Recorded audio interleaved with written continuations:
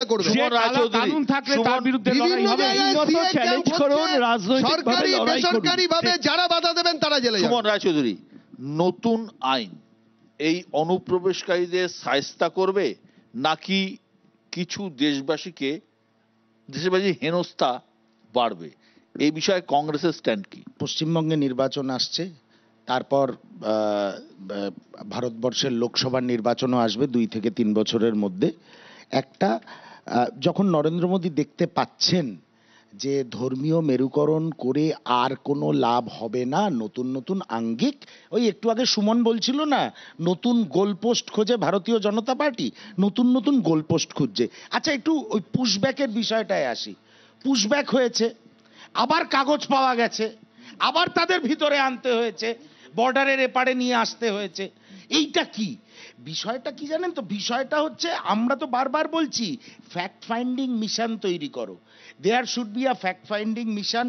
এটা এই যে সিএ এর নাম করে যে সারা ভারতবর্ষের নরেন্দ্র মোদী সরকার যে একটা নতুন রাজনৈতিক পরিসর তৈরি করছে, 100% ইট ইজ পলিটিক্যাল।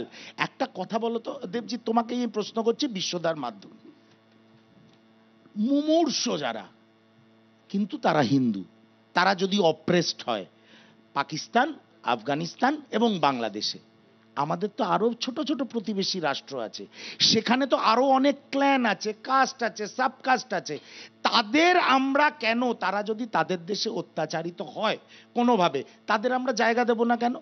তার মধ্যে ইসলাম ধর্মের মধ্যেও বিভিন্ন সেক্ট সাবসেক্ট, ভারত ভাগ করে পাকিস্তান বাংলাদেশ, আবার এই আপনাদের এই এক গল্প, এই বস্তা পচা গল্পগুলো থামান।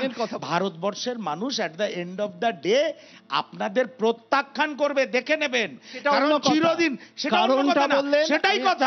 সেটাই কথা সবসময় ধর্মীয় ভাবাবেগ, ধর্মীয় মেরুকরণ দিয়ে ক্ষমতায় এসে আইন পরিবর্তন করে, ক্ষমতায় আসবই, আমরা ক্ষমতায় পরিবর্তন করব। আপনাদের এখন তো শূন্য আছেন, ভারতবর্ষের সংবিধান যে মেরুকরণকে অ্যালাউ করে না, ভারতবাসী ভাবে চ্যালেঞ্জ করুন, করব তো। আইনত এতদিন কি করছেন? আরে দেখুন না, চ্যালেঞ্জ করেছিল, সেই বলে দিয়েছেন কি হবে না, এক নির্বাচন কমিশন নিয়ে চ্যালেঞ্জ করার ঠেলায়, রাহুল গান্ধীর এক চ্যালেঞ্জ করার ঠেলায় বিজেপির দুটো পা তো থরথর করে কাঁপছে। জনরোষ তৈরি হচ্ছে, জনরোষ। কাকে নিয়ে করবেন? Rahul Gandhi Ganesh Kumar chief election commissioner,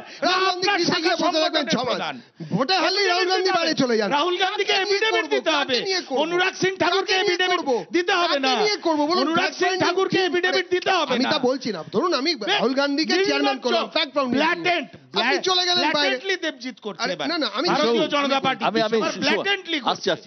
হ্যাঁ সুমন, এই যে প্রশ্নটা উঠে আসছে, বিতর্কটা উঠে আসছে, হ্যাঁ এই সুপ্রিম কোর্ট এটাকে একদম মানে বাতিল করে দেয়নি ঠিক, কিন্তু সুপ্রিম কোর্ট একটা নতুন বিষয় ইনক্লুড করে দিয়েছে, সেটা হচ্ছে আধার কার্ডকেও কিন্তু তারা আমি নীলাদ্রি বাবুকে একটা জিনিস মনে করিয়ে দিই। ভারতবর্ষের রাজনৈতিক ইতিহাসে সাম্প্রতিক ইতিহাসই আছে, সংসদে 2টো কক্ষই পাশ করেছে, কিন্তু মানুষের আন্দোলন হয়েছে, প্রধানমন্ত্রী জোর হাতে ক্ষমা চেয়ে কৃষি আন্দোলন ফিরিয়ে, ফলে ভারতবর্ষের শেষ কথা, ভারতবর্ষ ওটা আইন ছিল, ভারতবর্ষের শেষ কথা ভারতবর্ষের মানুষ বলছে, ঠিক আছে, ভারতবর্ষের প্রধানমন্ত্রী উইথড্র করেছে, ভারতবর্ষের মানুষ বলে। আর সরকার কি বলতে পারে চাপিয়ে দেওয়ার চেষ্টা করে, তাহলে শেখ হাসিনার পালিয়ে যাওয়াটা ভারতবর্ষের সংবিধানের প্রিঅ্যাম্বলের বিরুদ্ধে গিয়ে স্টেপ নিতে পারে, পদক্ষেপ নিতে পারে, আইনত চ্যালেঞ্জ করছেন না। আজকে ধর্মনিরপেক্ষ দেশ সরাসরি একটা ধর্মের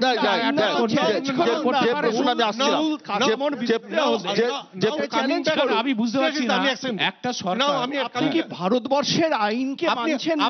আপনি আগে মানতেই পারেন, তারপরে আপনি রাজ্য সরকারে তো আপনি নেই, আপনি আগে বাঙালি রাজ্য সরকার।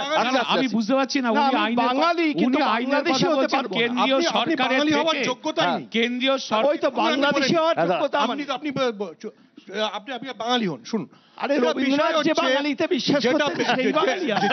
যেটা বিষয় হচ্ছে যে দেবজিৎদের তো হিস্ট্রি সেন্স একটু পুয়ার, ওরা ভুলে গেছে যে পশ্চিমবাংলার একজন, মানে বাংলার একজন রাজা ছিল, বাংলার রাজা, বিফোর ইসলাম কেম শশাঙ্ক হ্যাঁ। প্রয়াগের তীরে হর্ষবর্ধন চলে গিয়েছিল অবধি। হর্ষবর্ধনকে মাটির জমি ধরিয়ে দিয়েছিল।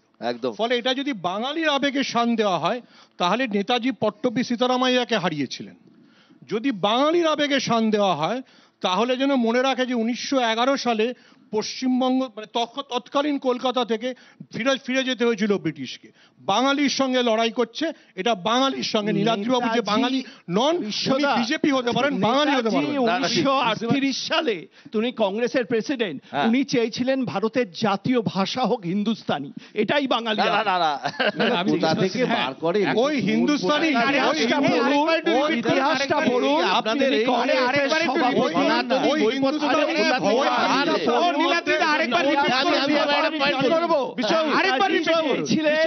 ভারতের জাতীয় ভাষা হোক হিন্দুস্তানি এবং স্ক্রিপ্ট হোক রোমান।